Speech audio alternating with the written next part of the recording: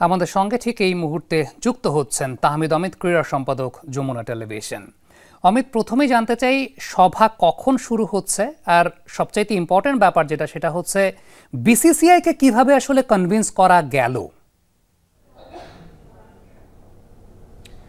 যে বিষয়টা আপনি বলছিলেন আসলে এই এসিসি সভাটা নিয়ে অনেক বেশি ধোঁয়াশা ছিল, এটা হবে কি না এজিএমটা নিয়ে, কারণ ভারত আসছে না, সেটা এক প্রকার গণমাধ্যমে ওনারা বলছিলেন।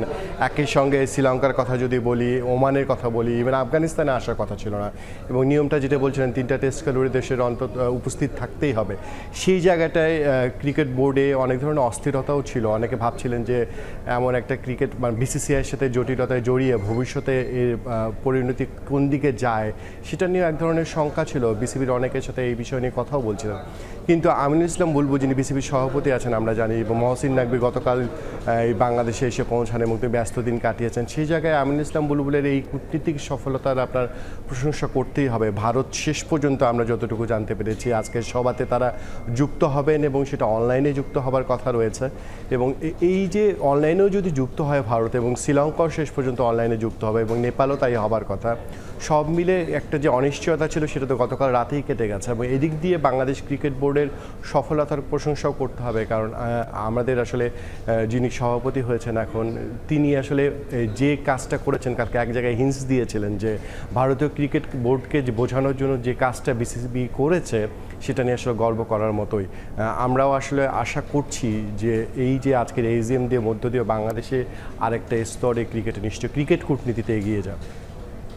অমিত, আমি যদি একদম স্পেসিফিকভাবে জানতে চাই এসিসির এই এজিএম এর আসলে আউটকামটা কি হতে যাচ্ছে, বাংলাদেশ সেখানে ক্রিকেট কূটনীতির জায়গা থেকে বেনিফিট কেমন পেতে যাচ্ছে, এরকম কোনো অ্যাসেসমেন্ট আপনারা আছে কিনা, এবং সার্বঙ্গিকভাবে যে বিষয়টা নিয়ে সবচেয়ে বেশি আলোচনা হচ্ছে যে এশিয়া কাপের ভবিষ্যৎটা কেমন দাঁড়াতে পারে?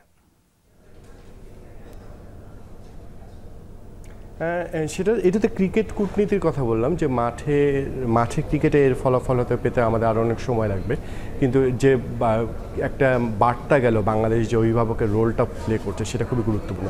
একই সঙ্গে পাকিস্তানের সাথে অনেকগুলো বিষয় ইস্যুতে কথা হচ্ছিল বাংলাদেশ ক্রিকেট বোর্ডের, আরও একটু সিরিজ, এই সিরিজটাই চলমান যে সিরিজটা আছে সেটা বাড়ানো যায় কিনা সেটা সম্ভবত সম্ভব হবে না। এর বাইরে আগামী বছর বিশ্বকাপের আগে ফেব্রুয়ারিতে একটা ট্রাই নেশন পাকিস্তান করতে চায় বলে আমাদের কাছে খবর আছে, সেখানে অস্ট্রেলিয়া, বাংলাদেশ আর পাকিস্তান মিলে একটি সিরিজ হতে পারে। এখন একটু আনুষ্ঠানিক প্রস্তাব আসেনি, তবে সেই বিষয়টা নিয়ে আলোচনা চলছে বলে বোঝা যাচ্ছে।